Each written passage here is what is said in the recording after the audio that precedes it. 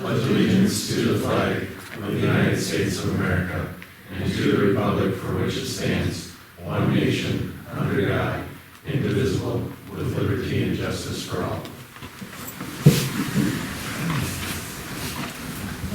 And roll call. Okay, Mayor Minnie. Here. Brenneman. Here. Keel. Here. Monahan. Here. O'Hara. Here. Randall. Here. And Jones. Here. All right, do we have any motions to approve the agenda? I'll make a motion to approve. Second. Discussion? All in favor? Aye. Any opposed or abstained? Okay, look for approval of two sets of minutes here. One set, two meetings, I should say. First one's 5/18. I make a motion to approve minutes from the 5/18 meeting. I'll second. Okay, we got a motion and a second, any discussion? Vote. Monahan? Yeah. Jones? Yep. Brenneman? Randall? Yes. Keel? Yes. And O'Hara. Yes. All right. Meeting minutes from 5/26. Make a motion to approve the minutes from 5/26 P&Z board meetings along with the joint meeting of the council. Second. Discussion.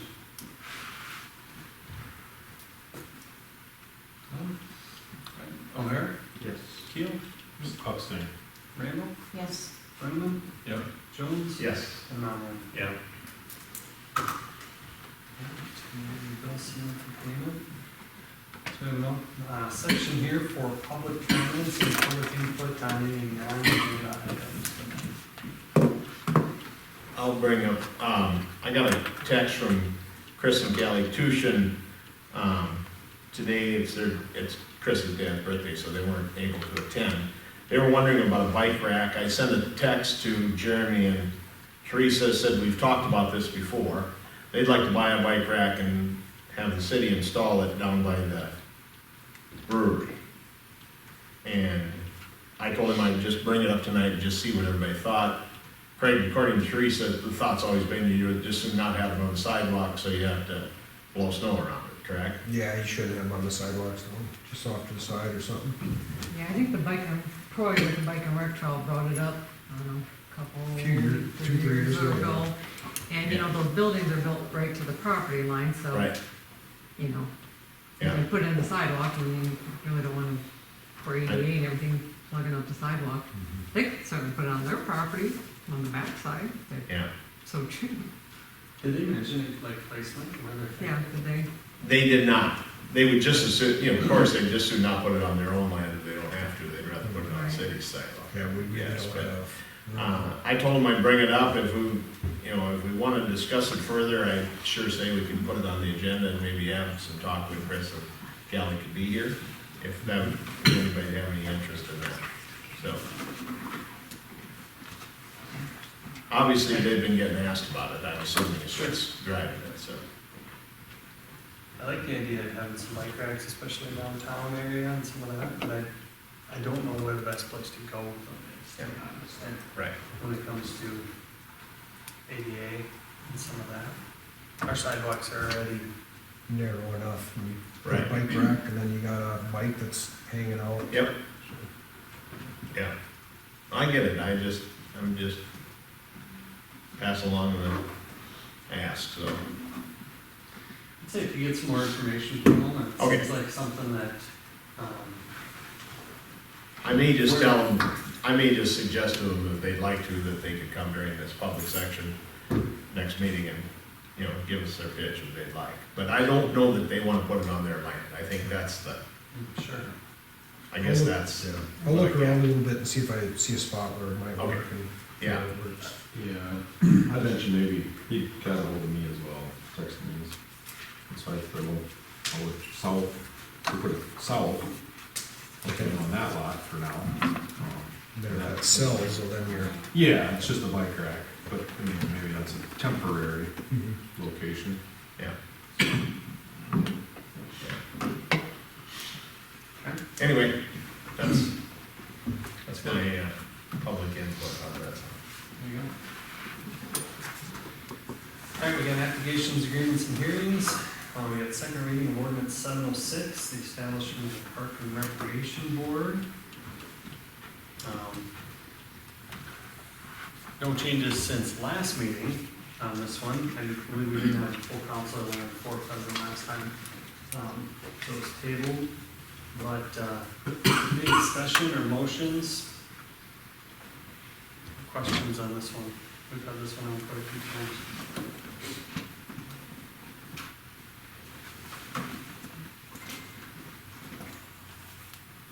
Hearing nothing, do we have a motion to approve?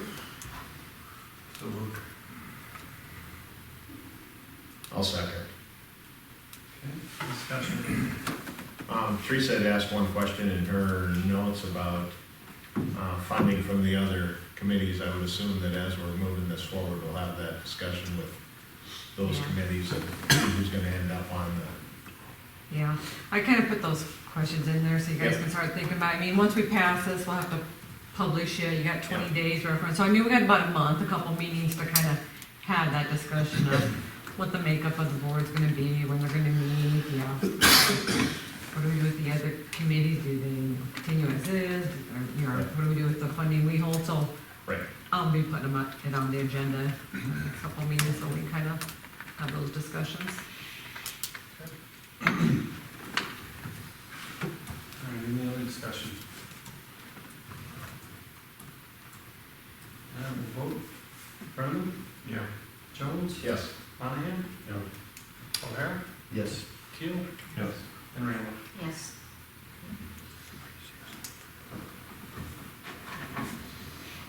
All right, and we got the second reading of ordinance 708. This is temporary ordinance regarding issuance of local medical cannabis establishments. So no changes from first reading? Nope. Put that last week. I'd make a motion to approve second reading of ordinance 708. Second. Okay, discussion. All right. Randall? Yes. Keel? Yes. O'Hara? Yes. Monahan? Yep. Jones? Yep. And Brown? Yeah. All right. We'll move to reports. Well, Hey, everyone, long time no see. Sorry about my absence. Well, thank you guys for having me again. So, let's see, May of 2021, we had a 25 call increase from last month, which brought our call for services here in Hartford to 10.4 calls, so a pretty busy month, I would say, for the most part. Security checks, we had 32, so that's checking businesses, the city parks and whatnot, and sure that they're locked and looking for any suspicious activity that may be going on. So that was an increase of 6. Traffic stops have gone down. We had 77 this month here with 29 sites, 29 brand warnings, and 19 written warnings. Parking violations or parking problems, we had 5 of them, which was an increase of 2. Citations, we had 5. I know that probably doesn't make any sense, but one property had several violations going on at once. 1 written warning and 0 verbal warnings. Increase that we saw this past month, where we had a few more family disputes than we normally do, where we had 6. We had 17 case reports resulting in just 3 arrests. A couple events that are coming up regarding the Sheriff's Office for Community Policing is June 15th, we'll be having the cop again at Stomping Grounds from 7 a.m. to 8:30, where we've been working with Amy and then with our office as well too, of having a social media sort of event posted so we can get more folks coming in and saying hi, that sort of thing. And I don't know if you guys saw the video that was created of inviting folks to come out with us. We'll be doing the same thing. So right now it's just a monthly Coffee with the Cop or event that's going on. So we'll have one in July. And then August 17th we'll be at Pizza Ranch, where we'll be having pizza with the cop instead of coffee. So we'll get a couple night deputies involved so that we can kind of get their faces out there. to kind of, what we'll be doing that day is we'll be actually helping Pizza Ranch, like just serving, like grabbing dirty dishes, and hopefully that can kind of start the conversation to have with the citizens of Hartford, and then obviously play some games with kids and see how much pizza we can eat and challenge some kids that way and see who can blow up first with how much pop we can, pop and pizza. So it's gonna be an awesome time. So then we got September lined up at the Go, and so kind of working on for the rest of the year. And at the end of the year, going to kind of reevaluate if we want to continue with the monthly copy of the cap sort of things, or if it's every 6 weeks, and then kind of just go from there. So that's what we're working on over at the sheriff's office. So you guys got any questions for me or concerns? I'm looking forward to donuts in December with the deputies. Donuts in December. I like that. I like that. You're free to use that. I will. That's good. Very good. Thank you guys. Thanks. Thank you.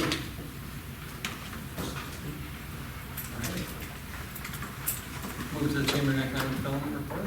Jeannie? So my information is in the packet. Still working on getting some additional volunteers to be in the dunk tank. Travis. Hartford Living magazine, the deadline is tomorrow, so that'll be nice to get that out in the hands of individuals in the community as well as those visiting. Moving into the Development Corporation side of things, foundation side, continued efforts on the RFIs. We'll be meeting the intern tomorrow at 3 p.m., introducing him to Justin Ike, going over some different items that he will be working on when he begins his full-time internship. Other than that, that's what I've got going on.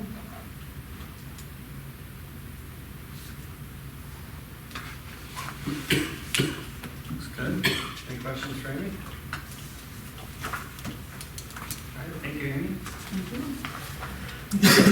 ISG, the city engineer report. Awesome, thank you very much. So since last council meeting, we actually had a couple plats, maps planning review and the building permit application for Vanilla Bean Kings, which have all gotten submitted. Also met with Craig and Teresa for a couple times to go over design standards. We had reviewed all of those, we had documented all of our comments, went through all of our comments, and then are now finalizing them for recommendations and modifications. So that's moving right along. I think we're sitting pretty good to get those updated here soon and make those recommendations. We also reviewed the Barker Addition drainage improvement plan and sent some comments back, pretty minimal comments that we had back on that particular one. Western Meadows Phase 4 actually wrapped up. The paving did at least probably a couple days ago. Just in top lift out last little bit. Was it? Okay. Yep, because I was just went up there and looked at it. Looks good, but we had just done the proof over before that, and it was super hard. I walked that and no failures on the proof roll of actually sub-base. If you remember, we had that subgrade. There's a couple spots that they had to core out and rework, but now it looked really well. It went really well. Western Meadows Phase 5, we've actually gotten those plans reviewed, and they've made most modifications. There's about 3, I think, that we came back to them with were modifications that we were requiring, but pretty minimal. We should be able to get that wrapped up, the plan review. We also met with DOT, discussed widening of Highway 38, kind of right around Mickelson Road and kind of where it's tying in. They wanted to talk more about the secondary tie-in for the Turtle Creek development, but we really were pushing to have the discussion on the intersection to the south and that impact from the wastewater side. They didn't really have much information, but I think getting in front of them just to make sure that they're aware that this is a facility, if we go in that particular location, this is something that's not going to be able to be moved. So it's kind of, we need to know your plan for sure if you're going to try to take any of that particular area. So continued our meetings and have submitted the GIS is actually up and running at this point. On the wastewater side, most of this is review, but really the last couple of weeks we've been working extensively on the actual cost estimates. You'll see on that second page that we provided, on that engineer's report, the options that we're looking at, so that's where we're trying to target that. The date that I know that, Teresa, you've actually sent that out and confirmed. Yep, we talked about it, last week, so it's Okay, gonna be that perfect. So that last end of the Monday. month, we have isolated that to 8 options. Seems like a lot, I know. But I think we'll be able to get through that fairly rapidly. You'll see that a lot of those are just duplicate, it's different treatment types and things like that. So, still having a couple options at the existing site and then the additional options for additional treatment at the new site. So, we'll have some criteria, we'll have pros, cons, we'll walk you through all of that when we have that working session. Any questions on either of those?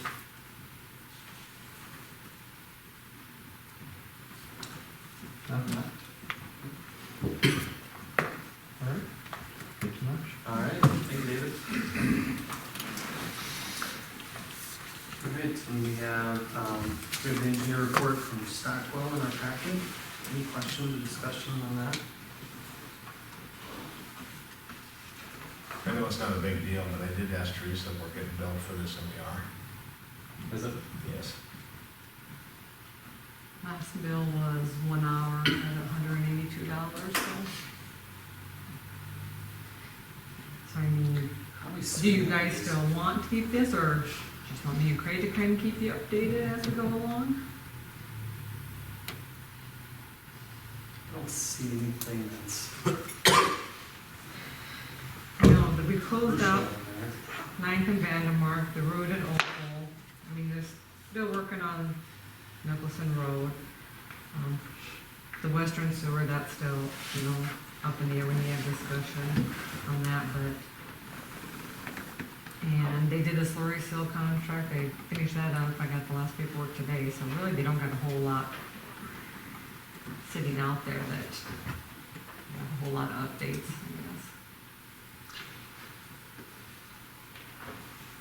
I was gonna say, I don't necessarily need it in every packet. We can go as requested. We could ask you for updates, and if we feel like we're not, if we don't have enough detail or something like that, we can request an update at that point. Why don't we just have them email Teresa if there's any changes? I don't know if there's a 1 hour minimum, but. I'm gonna say that, I think you're gonna get about the same thing. Because all they're doing is just taking this and putting in any changes, so. But I mean, I do get emails about, if their correspondence with FEMA with the Lomar on the Mickelson Road, or updates if, like when we did the reseeding in the mark. So I mean, keep it on the loop with us, so maybe we don't need this for the packet. So it's $128 a meeting, pretty much, twice a month, 182. 182. Yeah. I mean, if they're keeping you updated, I think as we go, just as long as they're keeping you updated, I don't see a sense in being charged the same information over and over again. And I could maybe just throw it in with my report if there's any changes or updates or whatnot on any of these projects that have hanging out there yet. Like I said, and if something comes up that we need a little more input from them, we'll just get hold of them. Want to go with that? Yeah, I think we can do that. Good question, John. Thank you. All right, anything else on that? All right, now, move to your report, Craig. Gravel roads, we're planning snow mag watering here, maybe this week or next week for sure, if everything goes right. Streetlights, I did meet with Sioux Valley on the ones downtown here. It is going to be our responsibility to remove the poles, so we'll have to hire somebody to come in and take them down. We'll have to coordinate with Sioux Valley to get power cut, and then they'll be coming right behind us as we pull poles down, jackhammer the concrete out, and get things reset again. So it'll be kind of a group effort to get everything lined up and down here, so we'll be working on that to get that coordinated. As far as the lighting layout, they go by 250 feet, 200 to 250 feet is what they plan, depending on where the pole's gonna end up in a yard. If it's gonna be, they try to put them on the property lines, of course, so they might shorten it up to 220 or whatever, but typically it's that 200 to 250 feet is what they go, so they don't really have a plan that they actually go off of, so. That's something, I guess, if we wanna change in our design standards, or whatever, we can certainly look at doing something that way, but. And we were kind of surprised to see that in your in your requirements for developments, you actually require a photometric plan. Like that's at least how it's written. But I don't think anybody's ever required one, and there's no requirement on the spacing. So it's kind of like, well, we could give you a plan and they could space them at 600 feet, and at least they give you a plan, and that would cover what is required. So we can most certainly look at that. The one thing that I thought we could do is just to get the spec on the ones that you guys are getting, and then just look at what 200 and 250 feet and what that coverage is, because we could run that really quickly with our electrical department. So it requires a photometric plan, but it doesn't say what that floor is. Exactly. Or the ceiling. Can't Yeah. be under or Yep. over. It didn't say any of that. Yep. Yep. Interesting. I think a lot of that stuff was put together from City of Sioux Falls plans, where they'll have their own lighting crew that actually does it, so we're working with Nenedy, Sioux Valley, so they kind of got their own standards that they went off of, went from intersections now to 250 feet, depending on layout of property and stuff, so.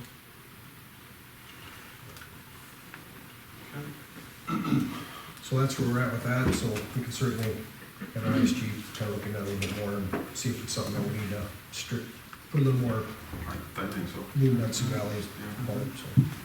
And the poles, I think you could hire one of the sign companies to come pull these poles for about $300. About as cheap as anything. Okay.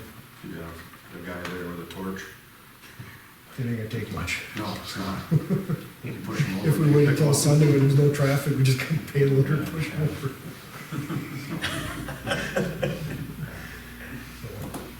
Yeah, I'll be looking at getting some numbers and pricing on that, to get that taken care of, so. Traffic counters and that stuff, we actually did put move the traffic counters out to, by the interstate there, just wanna see what kind of traffic count we had over the weekend, as busy as everything was, and, we're pulling them probably later this week and getting some numbers over to Amy, so she's got stuff to work with, and then we're gonna sit down and figure out where we wanna keep putting them at, so she can keep traffic counts for future businesses and stuff. So we'll be working with her on that. Speed trailer, we'll keep that out and move that around as we hear complaint areas, or Damien has an area that he wants us to put them in, so. It's dead or it doesn't register Is speeds it? over 100. I'm not sure which. It's designed to shut off. Well, then it's dead. Yeah, it's a solar panel, so Okay. it's only good for so long. Yeah. It's gonna quit, so. Well, take well to pull it and get it back and charge it up again. It might charge over today, even be running again, so. Meters, we are down to 538 left. We're over the halfway point, so that's kind of a nice feeling to at least get past that threshold. Now we'll keep working at 50 to 100 at a time. Hopefully we get them in before summer's over. Parks, Teresa and myself met with Randy Kittle today about the future dog park, or stuff with that, and then we also hiked through the future bike trail and counted trees and identified them so that they can keep an eye out for the bat. Just make sure that we're not taking the trees down that we shouldn't be or something, so. They wanted a count of how many and what kind of trees would be removed if we put in that bike trail, because we're worried about some type of bat population. We realize there's gonna be a lot of trees left for the bats. Pick some out. So we walked through there, it actually didn't look too bad in there. And then the last thing that, I guess on our agenda is, the tree, grass dump site. I got a number from Mike finally today. He basically said that he will not be able to install them, so it's gonna be up to us to install them. We looked at I wrote down here somewhere, Tony ester. It's a kind of a shrub. They've got them down by the steakhouse, between the steakhouse, well, to be just to the south of the steakhouse, that's what those are. They're trimmable, they're not flowering, they're about 20, right note back. I think he said like $20.50, $22.50 for them. They're gonna be in a 2-gallon bucket, so that can be very big. So figured probably a 5-foot space down, so you're looking at 101 of them to put them in. But that's gonna cover from where dirt piles are at, gravel piles, we'll cover that whole area and wrap around. So if we decide to go that, I think you're gonna have to do the whole work so that you're keeping everybody happy if we decide to go that route, so. So you got that, otherwise, last meeting, I had the pine trees in there. If we decide to do something, it probably wouldn't be bad to throw some pines in there every so often, just break up the look a little bit and kind of give a little more shadow or more to it feel. The only thing is we gotta watch is we can't push out too far to the north, otherwise we're gonna run out of room for snow and everything else that we put up in there, so. So that's kind of where we're at. We're gonna be anywhere from 2,200 however much you wanna spend for trees. What were those bushes called again, Craig? Catoni ester, Okay. so they're $22.50 a piece. And the other thing is, we don't know how many they have available at where Mike buys his stuff from. Gets them out south of town here. By West Farm. Yeah. He had some winter kill last year, so he doesn't know how many he's got available. He's gonna look at that and give Mike a number, count back, so might be something we have to go with some lilacs or something like that otherwise, but if we decide to go that route. And it's probably not the best time right now to plant them. As hot and dry as it is, we'll be dumping a lot of water, trying to keep them alive, so. Something to put in the budget for 2022. I think so. I think this is something we need to get done. Just to, Or, look at maybe a deal, maybe get a deal on them in the fall. Yeah. right. Still be out of this year's budget then, It would still be out of this year's budget, but it's not, Yeah. it's not a new pickup. yeah. Or a used one. Or use one for that matter, right? It's a trade-off. These ones are hard to swallow too. I'll I'll blow it up a little bit more and put on a map, kind of plan it out. Yep. And then have it ready for budget, nothing else, not this fall, so.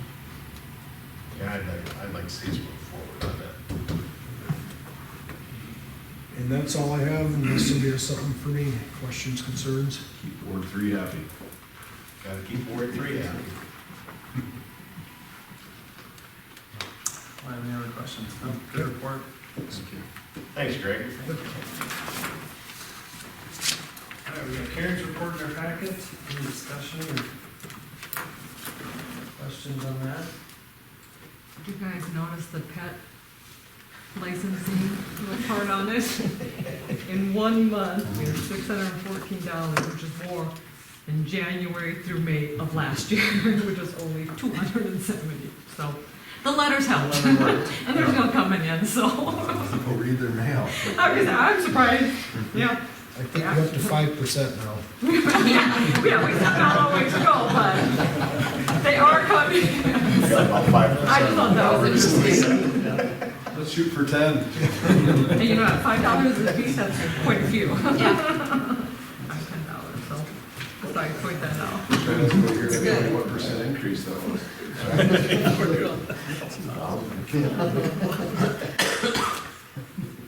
All right, perfect. All right, we'll move to your report, Teresa. My report's in there, not a whole lot to add. We still need one more park rec assistant, so we're still looking for that when somebody applies. we're gonna have the kickoff meeting, or the first meeting for the citywide community plan on June 10th at 6:30. That's a Thursday, right? Yeah, Thursday. FEMA grant, still haven't heard anything on that storm shelter, supposed to hear by May, nothing.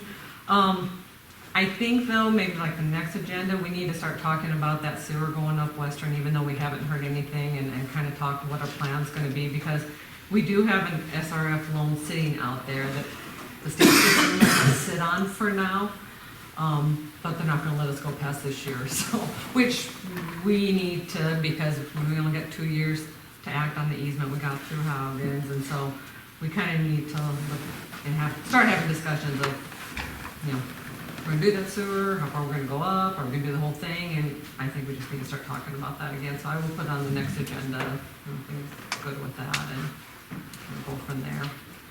I did put some information in the packet, Missile League's having elected officials workshop in July 14th, there's a copy of the agenda in there, take a look at it, if you guys are interested in going, either let me or Karen know, and we can get you signed up. I think the deadline is, yeah, July 1st, so just let us know by then if you want to go, we'll get you signed up and go on there.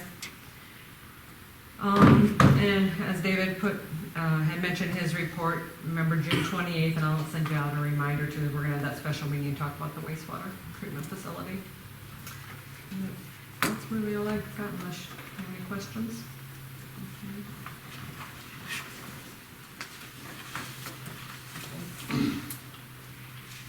All right, thank you, Teresa. All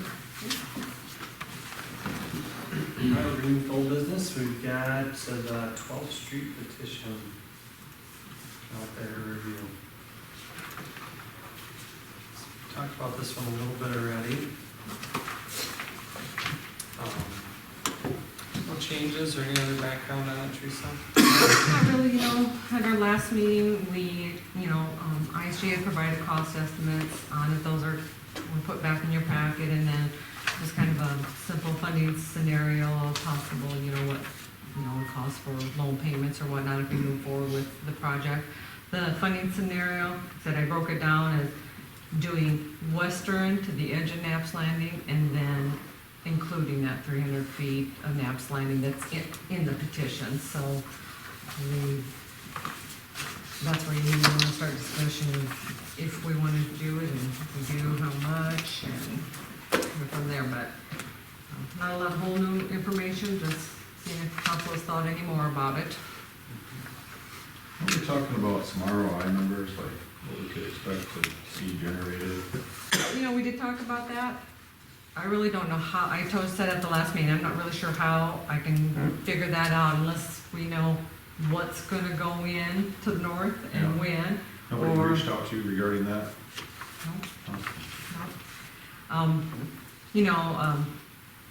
Bill's not here tonight, but Bill Hogg, has to the north there.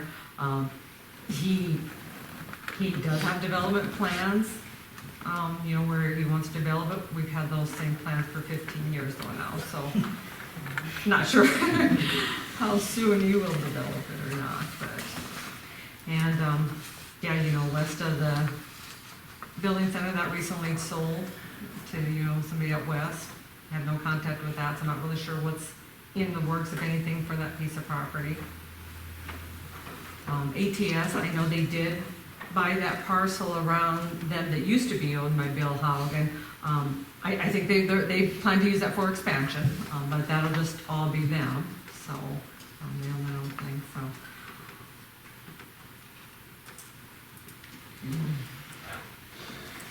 I mean, you could speculate what's gonna happen to do, but you're just speculating. I mean, very real true numbers. Comment that was made that resonated with me was when Knapp's Landing development exceeds 30 some lots. 30 lots. 30 lots, Mhm. and a second access is required. Yeah. So, that got me thinking about all of our developments. I guess I probably should have done some more research or requested that, how that's written, but, that could easily apply to Knapp's Landing, Crestwood, Turtle Creek Islands.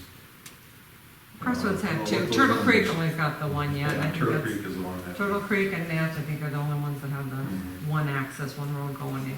Crestwood's not got two. And Assam is aware that when the 30 lots come, that he needs to get the next part of the road done.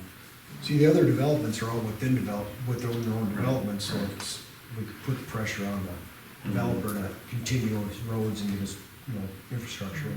Sure. Where here, it's bordering other properties. Well,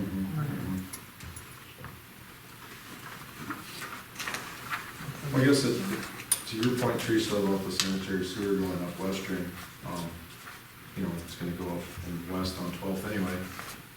It's probably a good time to have that discussion and really Mm-hmm. put a pencil to it and figure out what that looks like and what that cost is. Yeah, Is it- because, It might as well, we don't want a Vandemark scenario where we dig it up, put sanitary in one year, and then next year we dig it up and finish it, it'd be nice. right, I to- think we definitely want to look at going toward the east, towards Mass, because while we have it dug up, and ISG did provide, that extra cost estimate to show what that would be, so I think that definitely has to be part of our discussion, because might as well do it all Mhm. while you're in there, especially if you're gonna come back to the street. Yeah. But I think it's two different discussions, though, because one discussion is whether we need to do it, and the other discussion is whether we're gonna take it in as a petition for $100 a foot. What's a valid point, absolutely, that's a good point. I mean, you can do one without doing the other. True. And you can improve it without that $100 petition. I mean, that's really maybe the elephant in the room is, does the $100 petition apply? Or whether it's just a resolution of necessity, Right. put it in a necessity. Right. So, That's probably a bigger discussion. yeah, two discussions. Yeah, for sure.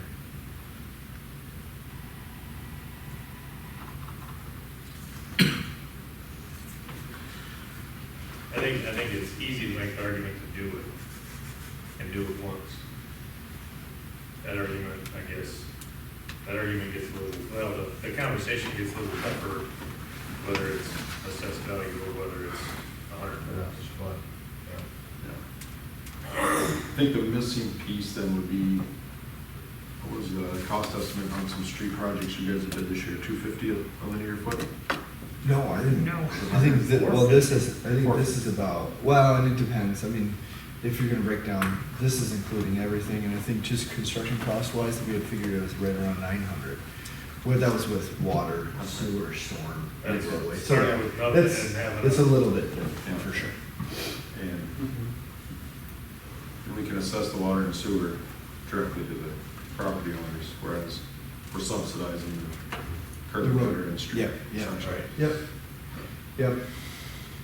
And I think we even had that discussion a little bit just in our general meeting of when that was established, that agreement, and why it was established. I think you had some insight on why that was established, it being gravel roads, and that makes more sense. There's more work that's already been done. It was designed for improving the gravel, Mm-hmm. current gravel streets, or even just a mat, just an asphalt mat, that's what I had. There was gravel and then there was just asphalt mats, and it was designed to curb gutter asphalt. I believe they did all the water on Fourth, that was a long time ago, but everything underground got done on Fourth. Yeah, pretty much all the streets that are curb and gutter right now, except for a couple. There was a lot of streets that were done, took all the clay pipe out. So, And then wasn't it last year we amended the ordinance to say that that was up for a yearly Yep, review? yep. So what would that look like to, bring that maybe into line for 2021? As far as when we would review it? As far as where does that $100 actually land? Oh, sure. Yeah, how you much- want to discuss that. just for Yeah, curb how much gutter is and subsidized at that Right. price? You guys can put a number. just Yeah, curb gutter and for sure. asphalt. Yep. Mm-hmm. And you want to probably base on just fairly typical. This is the other difference is this is fairly wide. You want to put based on, or you want us to base it on Just different road standard types? residential streets, what Residential it's streets. based on right Yeah. now, because the city always Yep. ate oversized and the city always ate over width. And the city always ate extra base. Okay. We can do that easily. Yep. Yeah, just a foot of Gives you. Foot of gives you an idea. asphalt, what, 4 inches, is that standard, 4-inch mat? 4, yep, 2, and then, yep, and then, Gutter. yep, curb gutter. Which we'd certainly want to entertain and oversizing up to at least the Knapp's Landing property, I would think. Given some variables that we're not sure of and current uses. Yeah, and that's how we had factored that in, is everything from Knapp's Landing to the west, everything was beefed up for an Okay. industrial use, just not knowing exactly what was gonna go there and the potential that it could. Sure. well, I assume with the building center right there, it's gonna be better than a 33-foot street. Yeah. And it's gonna And be they have better some- 4 inches thick. Yeah, we're gonna want to put concrete around the intersection. And that's what we had specified, yeah, just with those turning movements, yeah. Sure. It probably was more like West Diamond, wasn't it, Craig? Yeah, That's wider, thicker. yeah, that's concrete all the way through, which we could either or here, but biggest thing is right around at the intersection, so when the trucks come around, they're not pushing. The other thing, when you address the dollar amount, you should probably clear it up and say what it's for. If it's new streets, new developments, or if it's just existing roads that are Yeah. on. Right. Yeah, that talks, we should clarify the wording, because now, the way it's worded now, it just says improvements, well, you could argue that improvements for existing street, or is it from dirt to, I mean, that's It's definitely an improvement. improvement. Yeah, it's definitely an improvement, so I mean, it just says improvements. So. You're not improving anything. There's nothing there to improve. Right. That's it. Yeah. Yeah, exactly. This is ground up. So at what point is the petition that they submitted intended for? It's for an improvement of the street, for the sidewalks, right? Mhm. So, refresh me, when we did Mickelson, that wasn't a petition for improvement, was it? That was an agreement to put it in with easement costs, or was that an actual? It was improvement to a point, Then relocation. and where it deviated was going down into Sam's, and that's where we had the public-private cost share, because we needed his property to make that corner and square up on the highway. Yeah, because we had gravel all the way to Highway 38, Right. but You just we shave did that. dip it down, you I know. know, but was that a petition for improvements like we have in front of us now? They got the $100 assessment, yep. And But- then, There was no They donated land. but they just didn't have petition, because we did a No. resolution and So it was assessment. like a whole separate agreement is what I'm trying to Right, get at. right, exactly, yep, yeah, because we just did it. I'm just trying to put clarity in my compare mind apples of to apples, yeah. when will this, so if we do this now and Bill decides to develop his, will he come and petition us to do all of Oak at that price? That's what's in the back of my mind too, because what would stop it, but, well, even taking the next step and For any go development. on the west side of the highway, they annexed that in, passed a petition to put 12th Street going west. Right. I mean, Where's it then? where's it at? Where do you draw the line? That's my concern. That's mine too. Where Diamond Trail, again, that was a partnership in improvement. Agreement, Yeah. partnership. And so was Mickelson too. Term of create, I do mean, it. that's- When we That's got what down that's to what the I'm point, trying to right, fact find here is, right. um, Yeah, it's really two, yeah, it's two separate, I mean, we're not improving the street because there's not a street there. no, I think you clear all this up if you just define improvement. Yeah. Yep, I think we do. Anyway, So how can the street have a name if it's not there? How can you guys all refer to it as 12th Street if it's not there? because it's laid out to be a future. So it is, It's platted right away, right, and you have to name the. but at this point, it's not platted to the west of Western Road. correct, Correct, yeah. So that's a whole different discussion. right. You guys are tying them all together, but it's really a whole different discussion. But when west of Webster gets platted, it will get platted as 12th Street. Right. It's just one plat away from being named 12th Street on the west side. But she's saying is that it is a named street because it says it right on here, but there's not a street. It's a It's named not plat. that, right. not a named street, it's a named plat.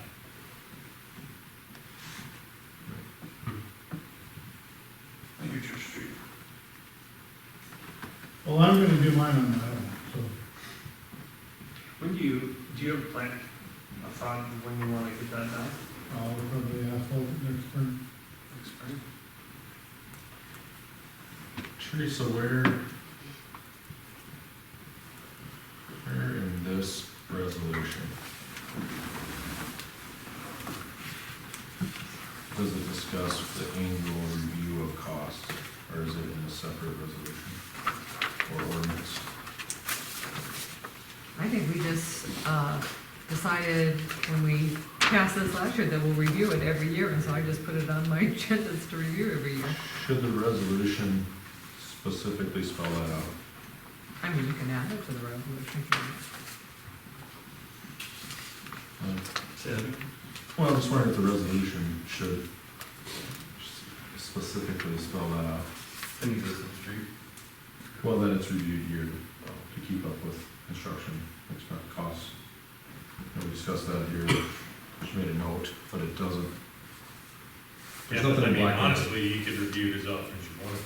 Teresa quits, Yeah. her notes disappear, new council, this never gets looked at, you know, in 5 years, 10 years, potentially, whatever scenario is. Never gets looked at until somebody turns one in. Great. And then you're like, holy cow. Holy cow. That's a large subsidy.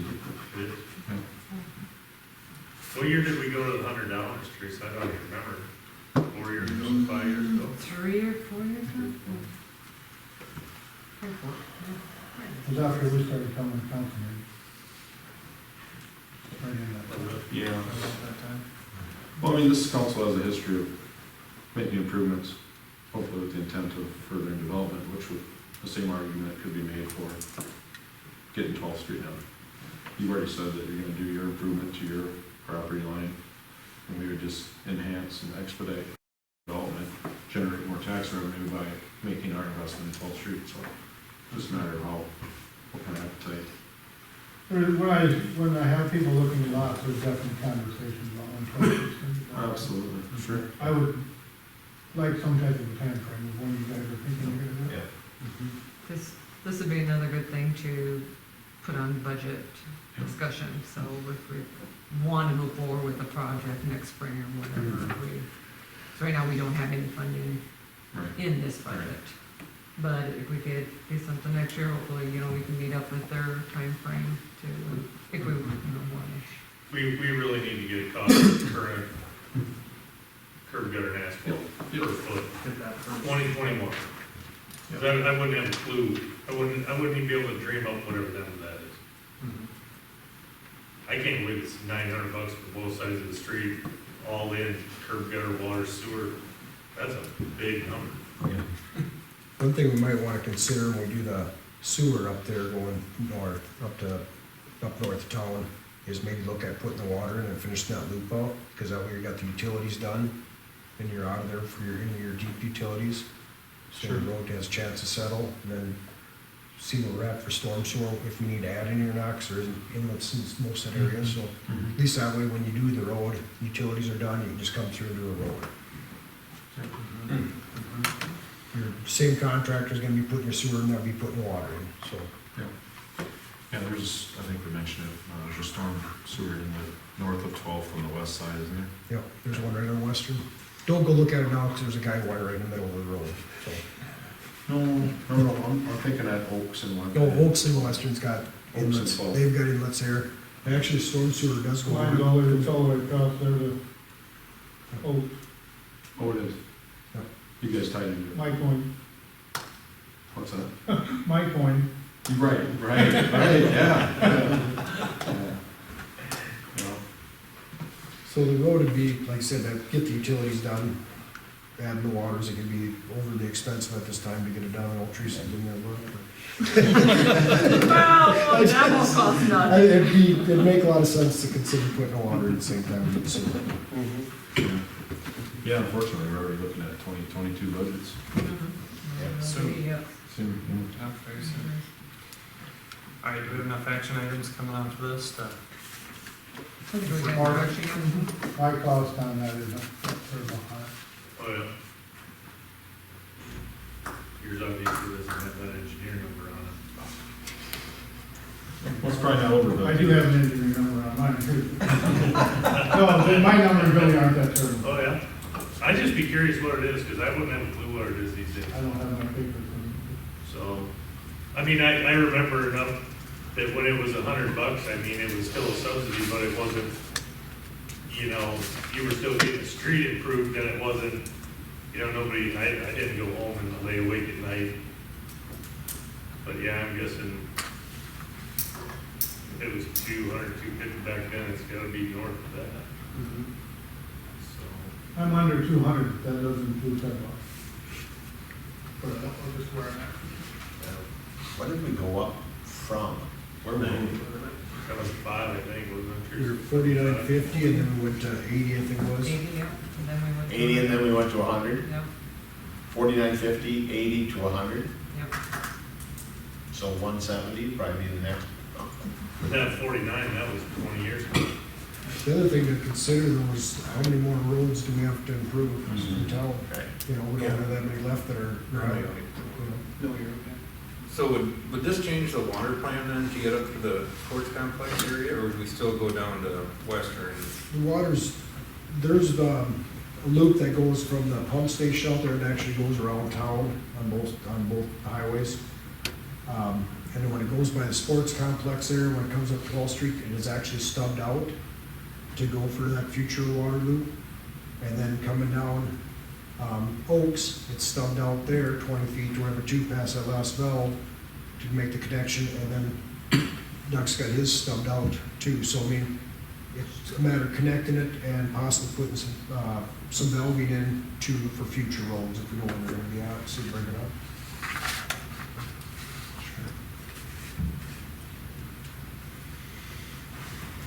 Need numbers, all good stuff. Any other questions? You write all that down, Dave? Did you say, We got is it. that yes or no, or? That was a yes. Some of it, I don't know what that was. No, we got it.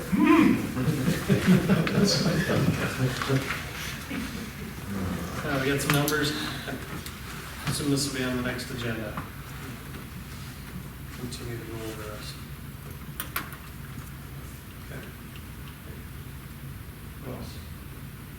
Well, I think we should have a discussion with Bill if he's willing to do some cost sharing versus the petition side. I just don't see how we can do the petition in my opinion right now. But if he wants to do something, we did at Mickelson where there's some stipulations, you know, we'll pay this much, you pay that much, but you have to start developing. I can't remember all the details, but I mean, Yeah, because Sam had to plat so many lots Right, within right. his first year, time frame. So, you know. I think if we're gonna invest in it, then we need a partnership.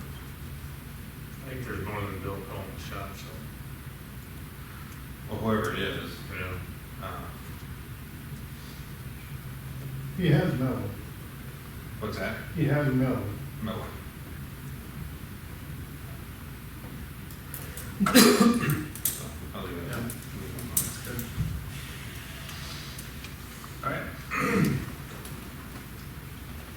We move to street parking regulations. So, got a couple things you found in there. Yeah, so we talked about this a couple of meetings ago, I guess now it's again, about, Mark actually brought to attention, we're having some issues in his neighborhood with a big long dually pickup with an extra long trailer, being parked on, Vandermark Street up there, and how much room it's taken up. Our current on-street parking regulations, they limit commercial parking to, if you're over such a length or over such a weight. But and you've got to meet both those criteria for us to be able to do anything about it.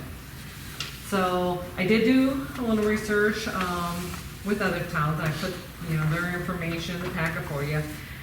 Each town kind of has their own little caveats of how they address commercial on-street parking. Some do it by, zoning districts, which I think would be, me and Craig kind of had this discussions, would be kind of hard to do because we literally have, streets with commercial on one side and residential on the other side. Well, if they're parked on one side, they're just gonna drive around to the other side of the street. You still got the same blockage, the same problem. So I mean, zoning them are, not allowing them by zoning districts would it make sense. We talked at our earlier meeting, maybe by street classification, you can park on arterial streets, but not collectors or whatnot. I think that it would get really hard as well, because you may have you allow them on an arterial, but then right around the corner you might have residential, so then, once again, that just moves the parking to someplace else, which maybe it's worse and you don't want it to be. So, we've kind of talked, and a couple other towns, I think Brandon, it was maybe Dallas, that they kind of have the same thing as us, is they limit them by length and weight. So I think if we take our current regulations, and where it says you have to be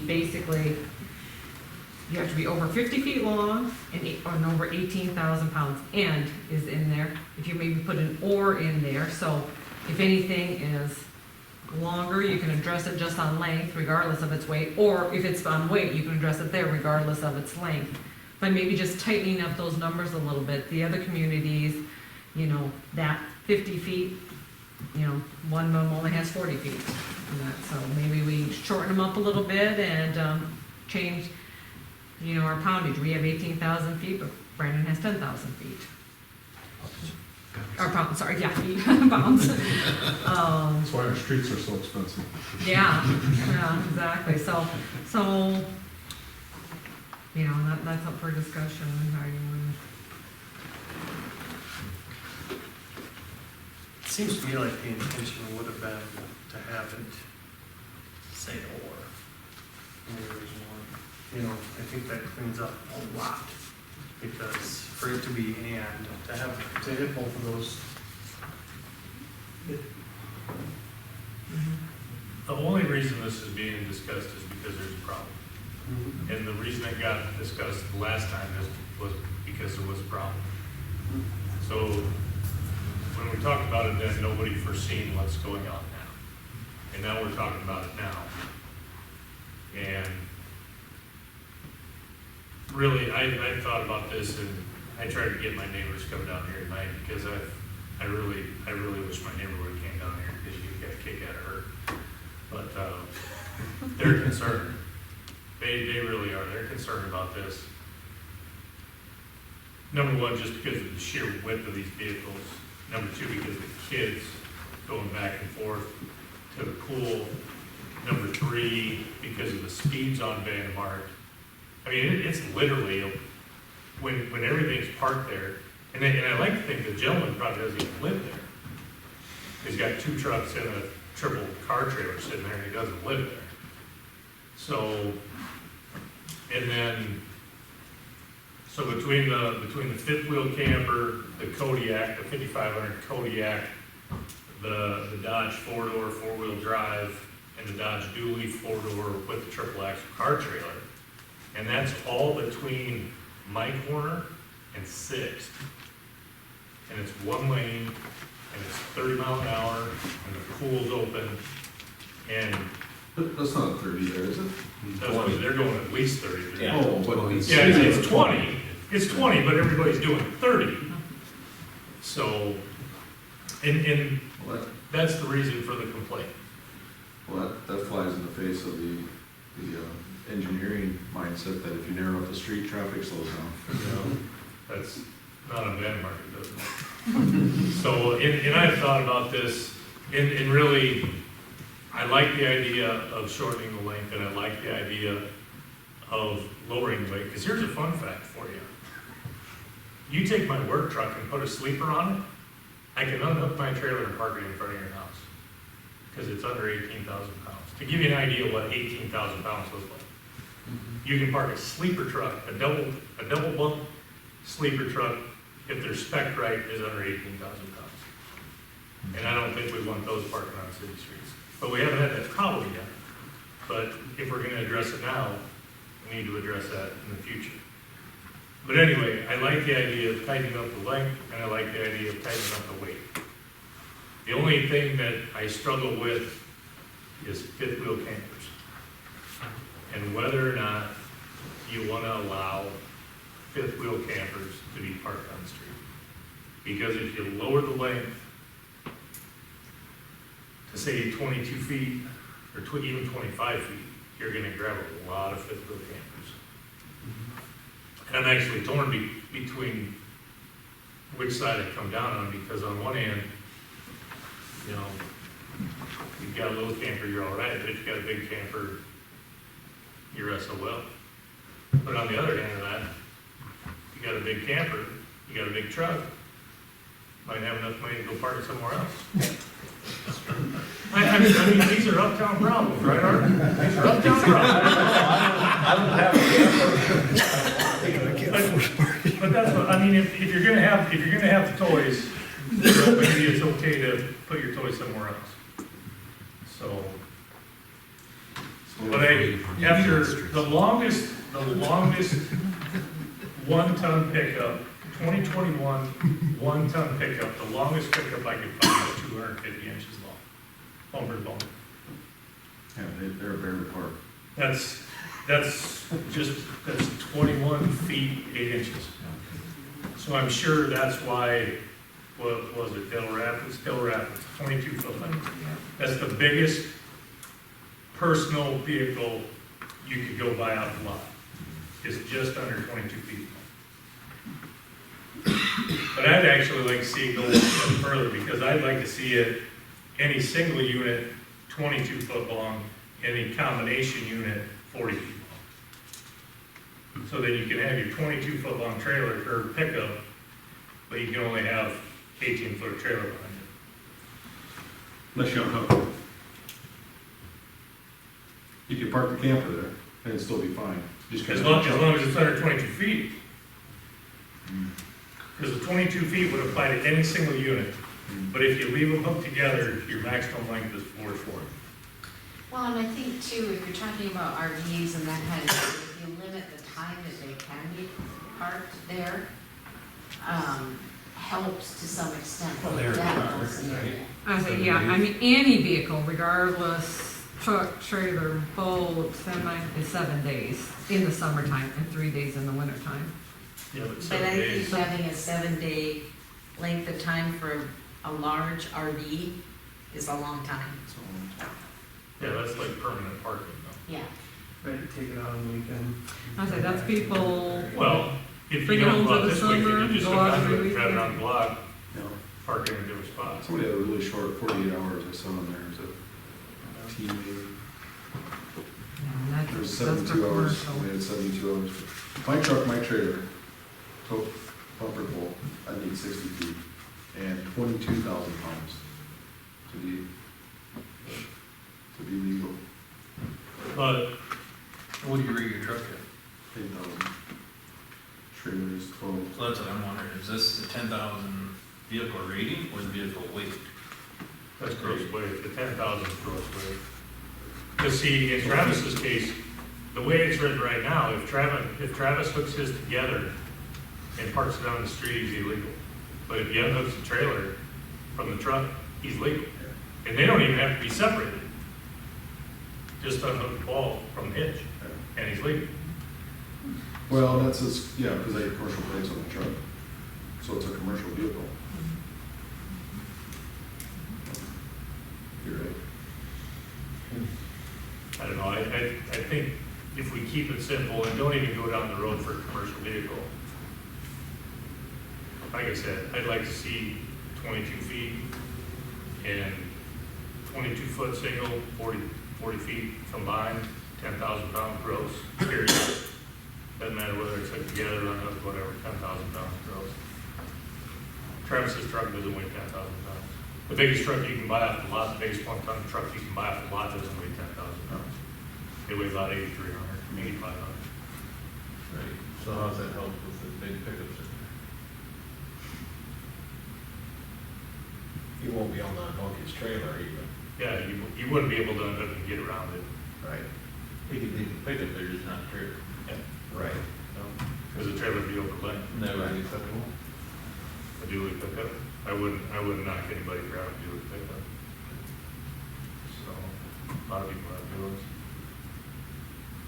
So, The only thing I can think of is you might wanna, if you do set a smaller footprint for the trailers, you might wanna do except for RVs and shut the limit of time down to maybe a day or something like that, cause people are gonna wanna come in, unload their campers, get restocked up and not have to drive 2 miles to a storage place to get them. And campers, I mean, mine's 43 feet. So you're gonna wanna have that 45-foot window in there. But like I said, maybe just exclude them, you know, make an exception for them and put a 24-hour time frame on or something like that and it has to be moved or, like I said, if you Yeah, put it but- down to 20-some feet, you're gonna have a lot of people down here. how many 45-foot fifth wheels you want parked on the street at the same time? Or you get some family coming through. I don't think that's too big an issue right now. I don't think changing this is gonna make it worse. No. You know, I think for what Craig is mentioning, it's pretty typical is they'll 48 pull hours. that up, pull it up to their house on Thursday or Friday and Loaded. load it, kind of get things ready and then cruise out for the weekend and. Yeah, because the hazard doesn't change within 24 hours of the settlement. How would you word that, Tom? Just 48-foot? It's still an issue. Still an issue, but Whether it's there not- for 24 hours or 7 days, it's still a problem. Sure. Yet your chances of having an adverse effect are higher the longer it sits there. Right, but if you let it sit there overnight or for 24 hours, you still have that risk that we're trying to eliminate, whether it's for a day or 7 days. So, You I mean, I see that, I know it'll upset a lot of people, but I'm also thinking, it'd be kind of nice being able to drive down the street and not see campers all over in our community. Some people are looking at our community, that's the stuff they might look at and see. Might be good, they might be bad, they might be, again, park right camper, how you moving there? I don't know, but I wouldn't want to look at a camper across my house. Would there be any thought to the streets adjacent to the swimming pool having no parking?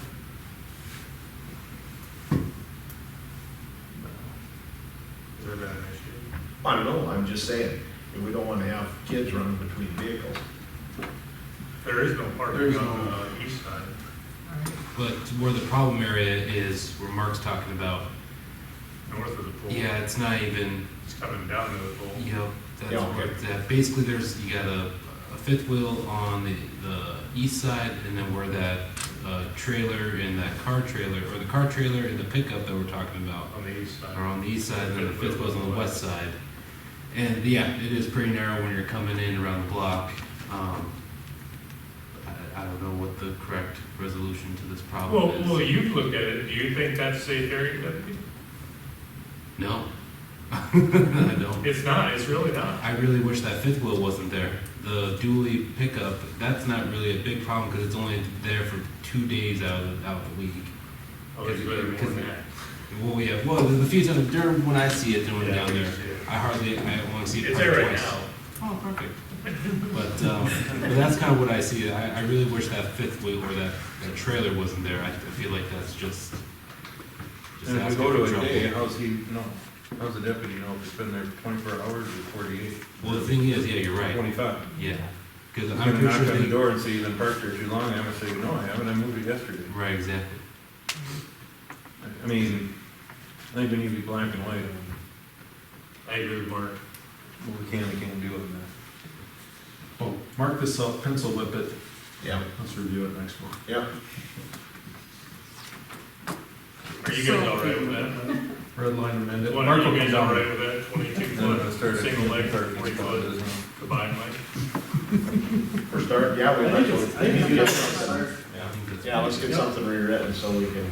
Well, Are we you know, gonna keep it Craig just to Craig brings up the point that, you know, you might want to bring your fifth wheel home to unpack it, pack it. But I can make the case too, you could put all your stuff in your pickup and drive it where your camper is, and back your camper. So, So our current ordinance is just applying this to commercial vehicles. though. Logic. So that would even eliminate all the discussion about campers, or do we want to apply this to all vehicles? I want to apply it to all vehicles. I don't think we distinguish between commercial and private. 'Cause I think with the trailer, or the dually that we're talking about, it's an appropriated truck pickup. It's not like a normal commercial plate, Sure. one. This is an appropriated through DOT. It's a portion tag. Yeah, What's the trailer? the trailer, is a normal trailer plate, This one? yeah. So they're not, so it's all along. Yeah, you're right, because he runs across. He runs, he goes everywhere, So he's a portion. yeah. He's a little bit. Yeah, we're not talking about the normal white commercial, we're talking about like what's on a semi-truck. So if we take out, He's interstate, not intrastate, he's interstate. Yeah. yeah, Yeah, So he's probably CDO. gotta be. it's, What were you gonna say, Damien, if we take out what? I would have to look at the ordinance again, but I'd say, I think in the ordinance it says like if you have a personal vehicle that is a commercial license plate, you're good.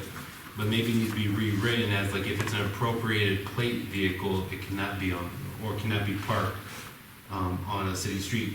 Just like what's on East 9th Street in front of the trailers, you can't park a semi there because it's an appropriated semi truck. Yeah, our commercial vehicle designation would be, my pickup would be exempt because it fits the definition of a personal Right. It does. vehicle. Right. And that's where I was explaining to you, like it's a personal pickup truck, it's a normal, the normal car or that truck. I'll take that. So maybe just eliminating that verbiage. Well, you could really just put verbiage in there that says nothing, no vehicle. I would say you just with a take out portion- commercial, With a just portion maybe tax a can home. park on any city street. Right. But I do like Mark's resolution about like if it's a certain amount of weight plus trailer, of what you brought up, I think that's a really good idea as well too for all city streets, just because. Just like you were mentioning, like I've seen fifth wheel trailers all over the place can be a hazard, especially right now with so many kids going to that pool and running there.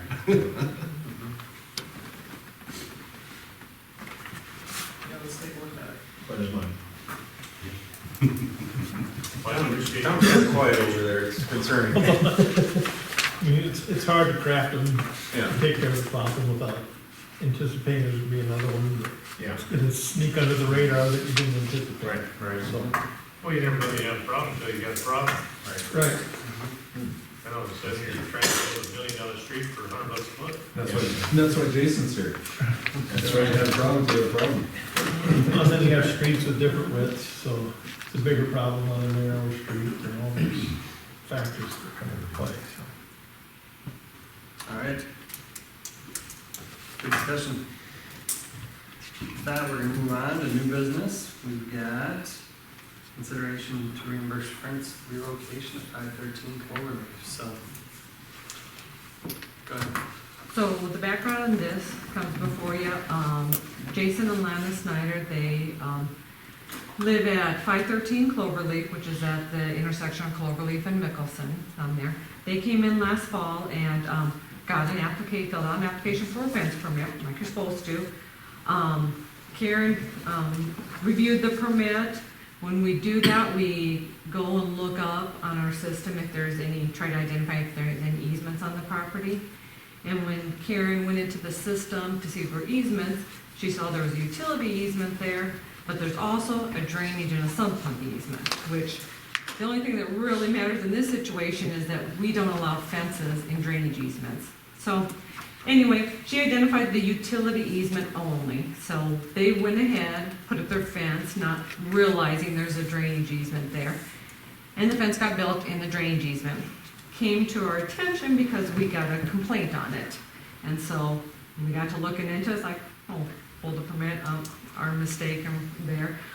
We wrote them a letter, asked them if they could move it, or in lieu of it, no way it could stay there, that they would get a variance from the Planning and Zoning Board. So last week it went to the Planning and Zoning Board. They reviewed it and discussed it. As far as allowing a variance, it doesn't really meet the criteria of variance. It really wasn't a hardship on them or whatnot, so they denied the variance. But out of the discussion, since this was a mistake on, the city staff part, they would like to ask the council to consider paying for the relocation of the fence. And so Jason sent over last week, he went to his fence company and got an estimate of what that'd be, put a copy in your packet for you. to relocate this fence 10 foot over, which that's the size of drainage easement, because actually in this development, there's a 20-foot drainage easement, 10 on each side. So to relocate another 10 feet, the estimate comes to $4,714.29.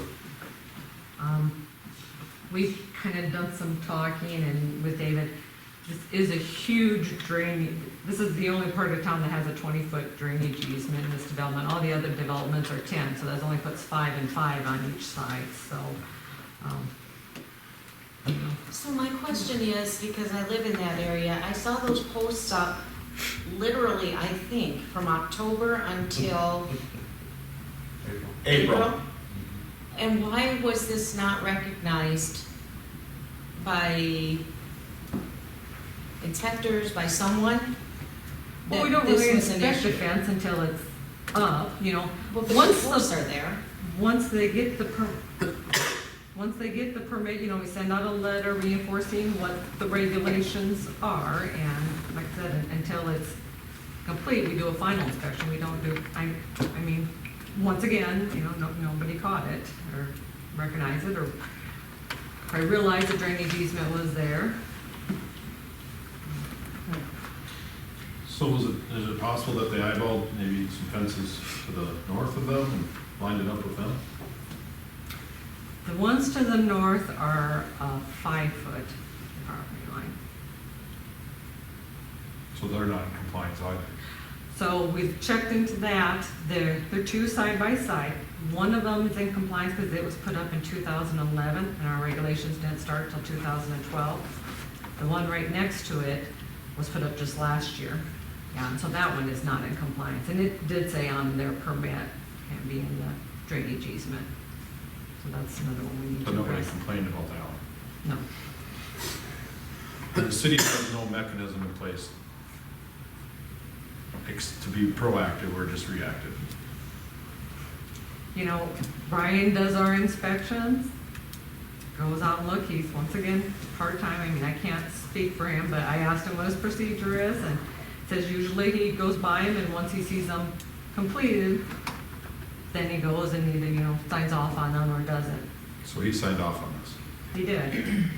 But he was saying, well, he gets copy of the permit, and it says only a 10-foot utility easement on it. So our inspector is no smarter than our homeowners. Our inspectors are no smarter than our homeowners, but we put all the burden on our homeowners. Like I said, we try to look up, You see what I'm it was a saying? mistake. Like, we put all the burden of this on the homeowner. I get why the planning and zoning recommended that we pay for this, because our inspector signed off on it. Well, there was two things that, I was at the planning and zoning meeting. Two things that came up that I guess I wanted to make sure get said. Brian does not, or I was told, does not have access to the GIS, so he can't even look or confirm Yeah. that That's one thing there we is talked the about easements or changing. not easements. So that's one thing we gotta get taken Yeah, care of at that's some what we point. talked about. The second thing was the comment that Paul Clark made was, because we were talking about, well, it's really the homeowner's responsibility to know where the easement.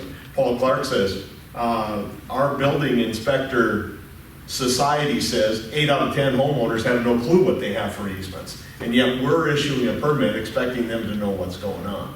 So if we're gonna issue a permit, either we gotta make sure that it's right, or we quit issuing permits, in my opinion. We just say, let's give her help. Because that's really what we're saying. You know, it did start in our office, and it was a mistake. Karen, if she would have identified, you know, we do look them up, but she would have wrote it on there and identified it, you know, he would have saw that, he, you know, would have been checking for the drainage easement, but, you know, it all just started with that one mistake. Why, And it is our mistake. why is the city in the business of telling people what easements are on their property? We don't go show property owners where the property pins are. Now, it says on our permit that we will help assist with property pins. I seen that somewhere in here. Yeah, but it does say the applicant is responsible for the correct placement of the fences. But the city, the city can assist in locating the property Yes. pins Say it if like- necessary, but the city does not guarantee placement or assume liability. It says we can assist. It doesn't say we'll go out and show you where they're at. It says we will assist. So why are we issuing a permit? I'm gonna go back to that. Why are we issuing a permit? So the assist is, it's in this general area. Right? Why are we issuing a permit? When Craig comes out with his wand and he When I says, go out and look for "Oh, I think there's a property six, I think it's here." I dig them up, and if I find an actual, I find what I can find, and dig them up, and get this closed, Yeah. and then I let the homeowner know, this is what I found, Yep. and I'm not gonna guarantee that, Right. especially in some of the old parts of town, there's 2 or 3 different property pins. Depends on which way they surveyed. Yeah, and They we're not surveyed one way, surveyors, they so surveyed the other way. we can say, this is what we found, we're not saying it's correct though, Right. because we're not surveyors. That's the assist. And property pins get Craig's lost, always- moved. Craig's done that as long as I've asked him to, or since I've lived in town. Right.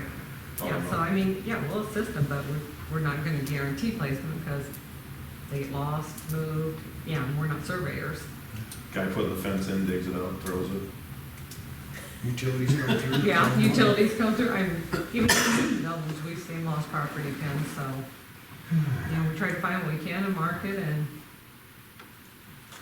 We're at a place where we really cannot change that easement. I mean, there's too many homes built, too many fences, but, I mean, that would be a nightmare to try to adjust that easement. I come at this probably from, maybe Mark, maybe he's as close to my, you got licenses, you've got codes, you've got zoning, you've got city ordinances, you've got all these criteria you have to check when you're a professional. And we're expecting the homeowner to be a professional, to know all of those criteria. But yet in the back of my mind, if I'm a homeowner, I'm like, I have a permit. This is my golden ticket. Everything else is just gobbledygook. It's just words. They don't, oh yeah, it does say I'm responsible for all this stuff, but I've got a permit. And so if I choose to not comply with the permit, all that gobbledygook can be put into force. And now they can say, wait a minute, you didn't follow all the fine print here. You know, you're responsible for all this stuff.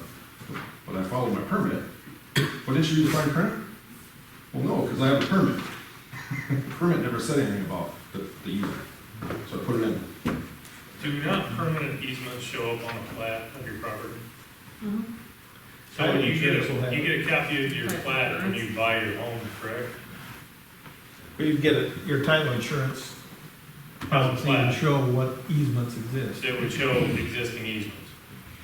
Now, they might just say there's a drainage easement, they might not have the dimensions, you might have to go to the courthouse and pull the. We should all bring our plat with us to our next meeting. So That we have stored at home. are drainage easements a part of public record available Yes. to anyone? Yep. Okay. So now we have a code inspector who, to Arden's point, was not given the locations for the drainage.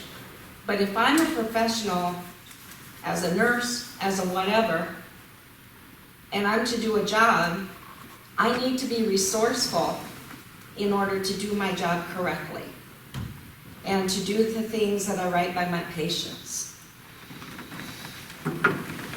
This is where I'm just very concerned about. He wasn't given that information, but if I'm a professional or if I'm employed in a certain position, shouldn't I take responsibility to find those things out if I'm inspecting? Has he ever requested it?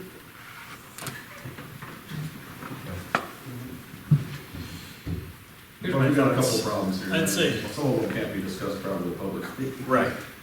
My thoughts on it are basically this. I think we've relied on the building permit form as the truth, right? So that's been, and in my opinion, mistakes are going to happen on it. Right. You know, every so often, we issue enough building permits that mistakes are going to happen on them. In my opinion on that is that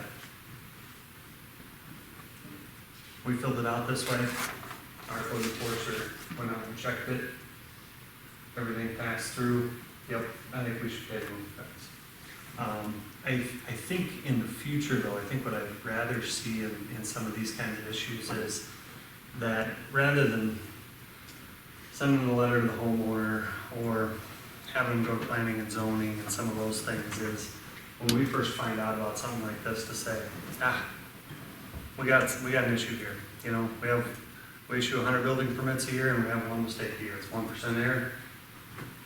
It's gonna happen. But here's our error, this is what's going on. Let's deal with it. That's kind of my thought, because I know Jason's been to a couple meetings and now he's gotten a bid and all this kind of stuff, and it's like, And the mistakes are gonna happens. happen, I'm sorry. it happens. Yeah, I mean, they are gonna happen. My point is not to diss on anyone in particular. It's just that, yes, mistakes are gonna happen, but we also have to find a resolution to fixing so that more mistakes don't happen. And I also don't think that our community members should, when they entrust us with knowing what we're doing, that they should then have to pay if we make a mistake. That's just, if I was the property owner, that's how I feel, I guess, I would say.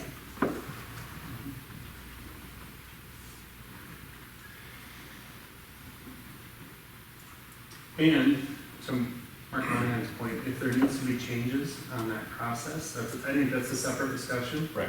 from this. But if there needs to be changes to the process or changes to the form or some of those kind of things, then I think we need to bring that to a future Right. discussion. Right. Well, this is how crazy it is for me. When I first seen the green sign up at his yard, I never even put two and two together that it was for the fence. I thought, what the heck does he need a variance for up here? Until I called Teresa and they said it's for the fence. I said, I mean, I literally walked past that, I don't know how many times. I thought, what's he need a variance for up here? So, to your answer, do I know? I don't even know. And I live a block away from him. I didn't know that we had 20 foot in the backyard. I assumed we had some, but I didn't know how big it was. Do you know if you have a right over an easement in your backyard? I do, I'm sure. We're at Kelly Point, I think they all have 20 out there. And I told them at the last meeting, Mark, or at the planning and zoning, I should take a tape measure out to my shed, because I tell you what, I bet I'm close. That's the only point I'm trying to make. I own 2 pieces of property in Hartford, and I know where my property pins are. I know what easements I do and do not have. I'd say you're the 2 out of 10. Yeah, you're in the 20%. You get a patch, 20%. That's all I'm saying. Yeah, that's great. Do you have any motions? The one thing I was gonna add, and I question what you're fully trying to accomplish with the fence, and, because you see this in plenty of subdivisions, that most of them are still putting that fence to the backyard, to the back lot line. Because really, what you're doing is technically excluding part of your lot from your enjoyment, or whatever you want to word it as, okay? So that's where I would sit there and say that there's definitely some wording that can be put to the fence can't restrict flow, or, and there's ways that the fence can be constructed in that you could still put to that back line, but if the utility had to be dug up, then the cost of reconstruction would be back on the homeowner. Because I live in a subdivision in Sioux Falls, and I don't have a fence, but everybody else that has a dog has a fence, and we've got a sump line in the backyard. I think it's gonna be odd, and maybe that's the way that's been standard, is not putting it in that utility easement, but you're gonna have a 20-foot wide or a 10-foot wide strip between all of the fences. That seems, I don't see a lot of subdivisions that are like that. I think the 20-foot is excessive. I kind of disagree with the thing about the fence, because I had seen a video that, I was at a conference in Sioux Falls having all that water, rain that one day, and then fences right to the backyards. Homeowners are out there with sledgehammers trying to bust their fence and get it out of the way because it was damming up that bad. You put a chain link fence out, it's gonna catch grass, leaves, branches, garbage, and it's gonna dam. So you gotta keep that drainage area open for that flow through there. I don't know how you build it so the fence is gonna open up or whatever, but I think you need to keep it, but I think the 20 is excessive. To have 10 feet of your yard basically unusable is a excessive amount. Is 20 excessive now because nothing's developed to the south? Will it look normal if everything south of it's developed and all that flow is designed to come through that 20-foot easement? Well, storm sewer's gonna pick up a lot of that prior to going through them yards, because that's the way the street's designed, you know. If you have that much rain, Well, we saw water issues, 2-3 years ago when we got, 100-year rain 3 times in 2 years, you know? Kelly Point's the only place that we have a 20-foot drainage easement through it. Even then, if they would put the fences within that, at the 5-foot line, they'd still have to know that if we need to get equipment through there to clean something out, the fence is gonna have to go. Because 10 foot's not gonna be wide enough to bring a pickup and trailer through and doing work alongside of stuff. It's kind of the same thing with utility easements. I mean, we allow fences in utility easements, but if there's utilities there and we need to get to it, we can tear it out and it's up to our expense. So we can come out of this meeting just saying, it is what it is, and if it impedes any flow, any damages that are incurred because of that are at the homeowner's expense? So what do you tell the guy that doesn't have a fence, and the city allows all his neighbors to put up a fence on the property line where there should be a drainage easement, and it backs water up in his house? That's what I'm saying. That's exactly what I'm saying. Yeah, That's what I'm saying. because that's really what started this conversation, is one of the neighbors, right? You can just clarify, it wasn't one of your direct neighbors, so don't go get mad at them.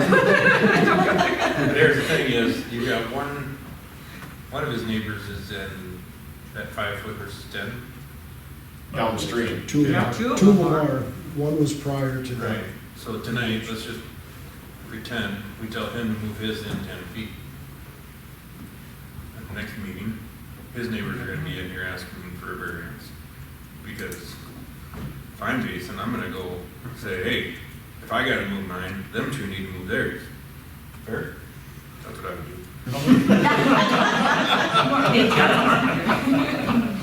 And so, what's it take to change, step one, change the easement? Is that possible, to change it to 10 feet versus 20? I think I'd leave the easement in there, but just allow them to put the fence in a certain location inside the easement. Because that way, we do have the full easement if we need to go in there and do some work. 20 foot's nice to be able to work on stuff. That drainage is down there, 5 feet. You go in there, if you have to dig something up, you ain't got a lot of room to throw dirt or anything like that. But this way, if we got the 20 foot in there, allow them to come in 5 feet off the property or something like that. But keep the easement, because that doesn't hurt anything to have it, but allow them to put the fence there, but let them know that they're allowed to, that they have to move it if we need to work on anything. This is a drainage. On a drainage Right, easement, you're yeah. working on it. Yep. I think we need to keep, my personal feelings are we need to keep that 5 or 10 foot drainage open in there for the water to go through. I think 20 foot could be accepted for, a 3-block run, Yeah. especially when you got a major road that's got storm sewer to pick it up. So we can allow people to put fences up to 5 foot from their property. What would we change for that? Yeah, it'd be basically changing your zoning regulations, because the fence guidelines are in the zoning regulations. And that's what it says, can't be in a drainage easement, but you can be in a drainage easement, but have to be at least 5 foot off the property line, basically. Because that would keep it Travis had a bit of an interesting statement, because if there's a 100-year rain event that comes, and that backyard swale is designed, let's just say there's 80 acres that head to that one spot, it might need to be bigger than that 5 foot. So then, that's where you probably want to design that drainage easement based on what the flow is going to be. And I was maybe that's afraid to hammer on about drainage and Yeah. water. Yeah. Because, Yeah. man, that'll get people in City Hall quicker than anything, Yep. especially if you live on land. So, I guess so. But we were asked, this one is technically the top of the hill, right? Yeah, he would. Yeah, and that's where it's kind of confusing. Where, you had paid him to move it, and you would have paid him to move it because of really how it's written, and that you're trying not to set a precedence. Well, I would just sit there and say, don't move it. If it's not causing a concern, it's at the top of the hill, leave it there. And I know that initially you'd say, well, is that setting a precedence? Well, I mean, it's kind of a side-by-side location that you're looking at it and you're saying, hey, we messed up, we allowed it to be there. It's not gonna cause impact moving forward. Now, the only thing that you would sit and say, if you have to get in there and has to be relocated at some point in time, who pays for it at that point because it's in an easement? Well, which is gonna be longer, predicting right now, we were talking about it the other day. Are you gonna dig up the sump pump line first, or is the fence gonna, go bad first? I mean, we're really trying to predict some things that are out there ways. It just seems interesting to move it right now. But if we let it stand, what's that do going forward? That's the question. Because the next guy that wants to build his fence there, what are we gonna tell him? Well, then I think you gotta go to every other one, and you need to check them and say, here's the 3 that are put in the wrong location, and you guys have to move too. Right? Well, that begs the question though, because if we pay to move one, how many are we gonna pay to move? Because they were overlooked. Well, the one was actually spelled out, just where you just built it right in line with his neighbor. Yeah, the one said on his permit, yeah. They just said the hell didn't put it Yeah. where it was Put anyway. it right by his neighbor, And yeah. his neighbor put his in before this regulation We know was in where place, that so one- You he's. think that's different?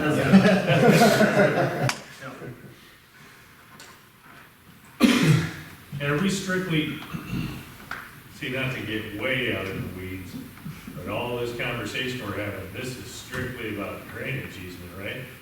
Because you got construction easement, you got utility easement, you got drainage easement. Because some people don't have drainage easements, but they have utility, permanent easement. So, I mean, you gotta be careful with that verbiage too, because there might be a guy that's got an easement, you go changing stuff around, and then somebody builds a fence 5 foot in that easement, but it's not a drainage easement, it's a different kind of easement. So, You can build on a utility easement. But if it was dug up, it'd be at Yeah. your You're at the cost. risk. Yeah, you're at the risk if it has to get Yeah, removed. so our regulations allow fences or sheds or whatever to be on utility easements, but it states, what do we got? if you need to Utility, get access to that drainage, and utility. we got, it's what's the fence. third one? Some Some pump. There's another one though, ain't there? Well, there's construction easements. A lot of Or is times it there's just some permanent some easement? access. Permanent Access. access easement, that's the one I'm thinking of, access easement. Access easement. Those usually come with the word perpetual. Jason, what do you wanna do? That fence.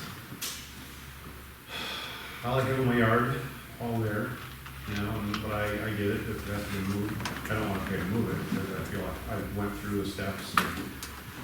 I'm bad about it at all, I just want, whatever works, but I would like to keep it. I think you did a good job putting it in, I like the fence.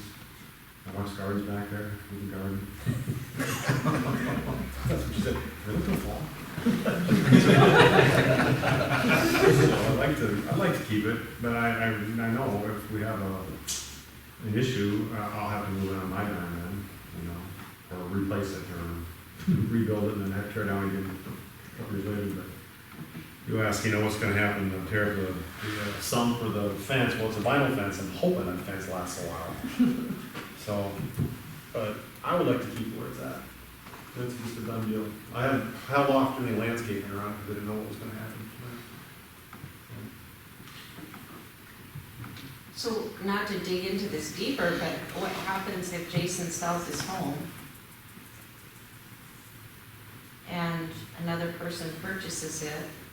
Does everything the fence, everything, whatever's agreed upon, if we don't do anything about it, does that go with the sale of the home then? Or is it an issue for a future buyer?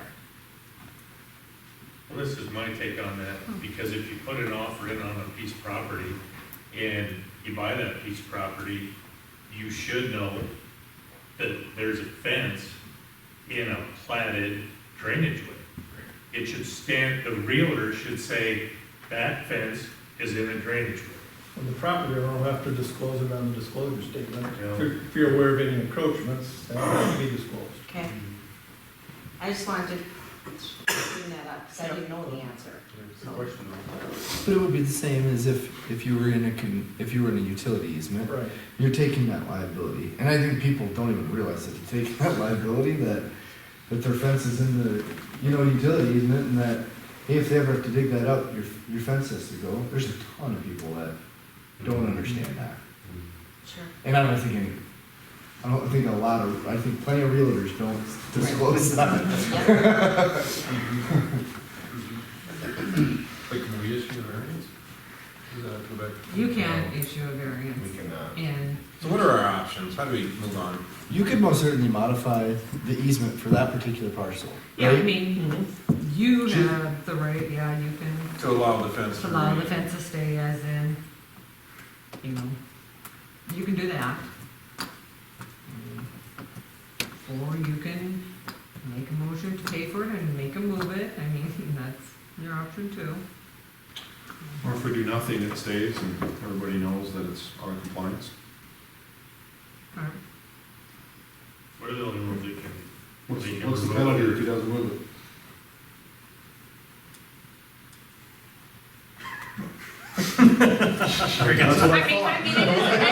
I mean, it is a bargain, so we can fine up to $200 per day. I mean, we do have a fine here, but And how often does he get that $200 fine? Every year, every 6 months, every 2 weeks? every day it could. Each and every day is Each a and every violation. day is a violation.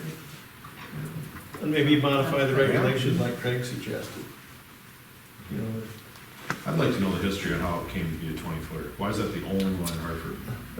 So I did, when this came up before we went to P and Z, I did call Mitch at Stockwell, because I got to look at why is this the only 20 foot, why is this so big, and all the others are only 10?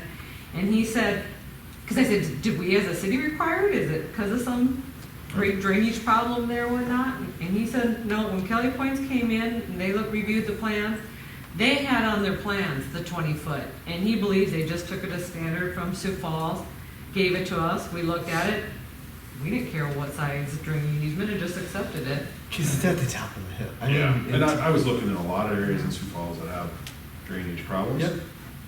Those fences are right on the property line. Oh, I know. Like you said, you mentioned your neighborhood, and I'm talking about really, really expensive houses. Yep. Really, really nice backyards. They don't give a crap. Well, if everybody puts a fence in, then they're just damming it. Yeah. Yeah.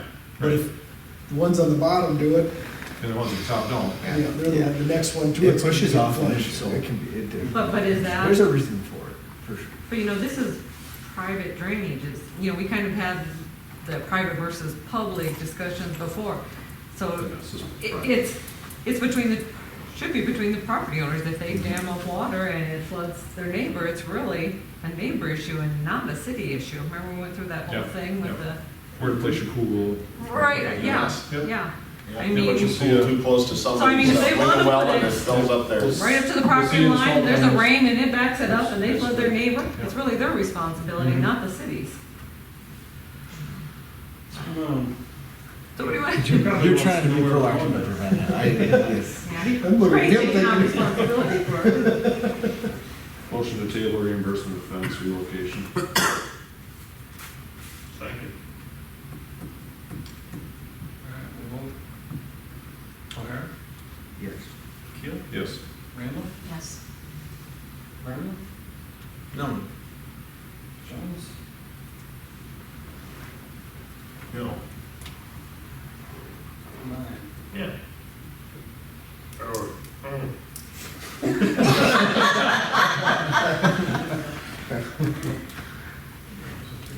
All right, That passed. I do, yeah, that passed, Yeah. yeah, that table. Let's take- I do think, I would like to see, I don't know what you're thinking, but I'd like to see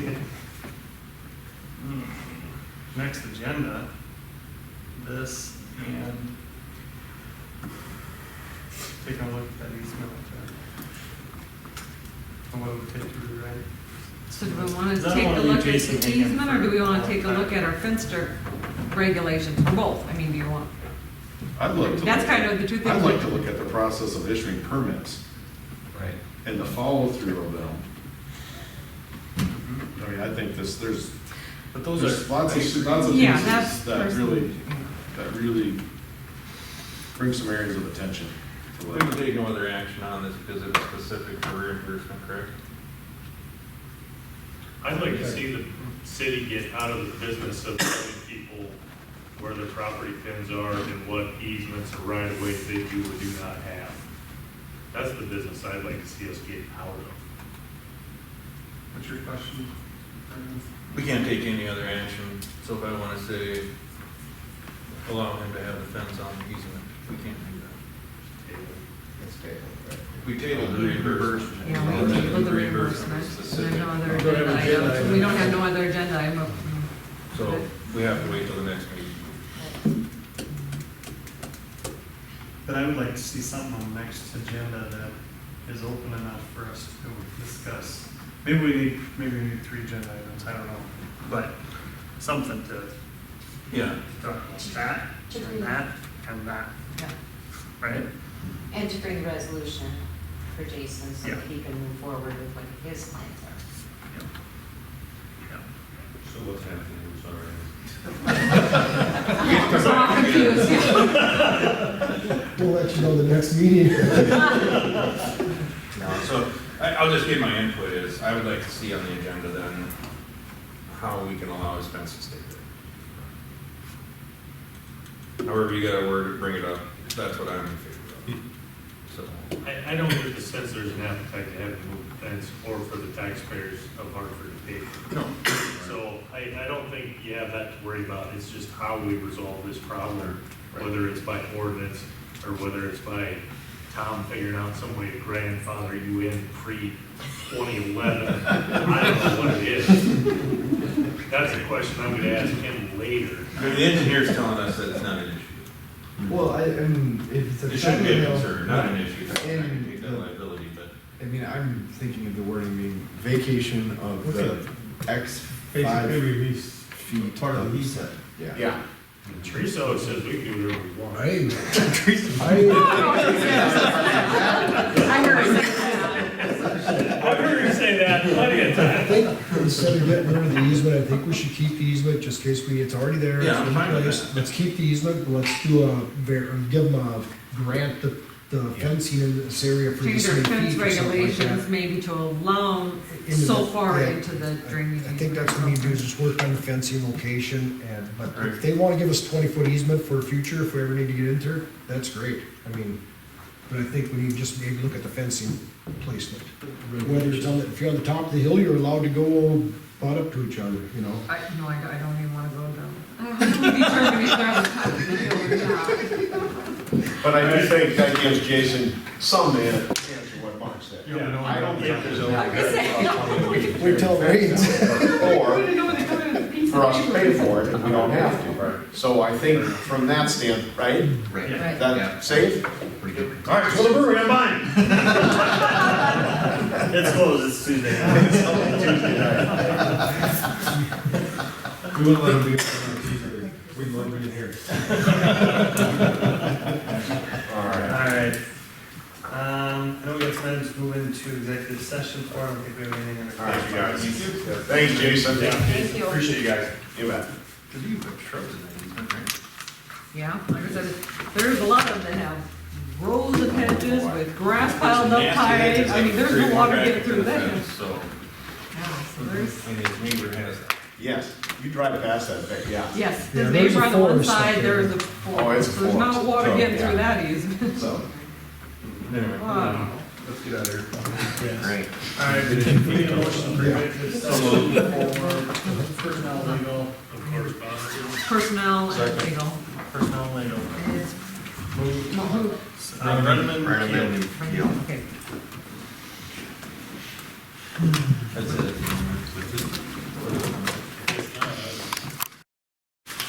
Okay. motion to adjourn. Second. She's got it.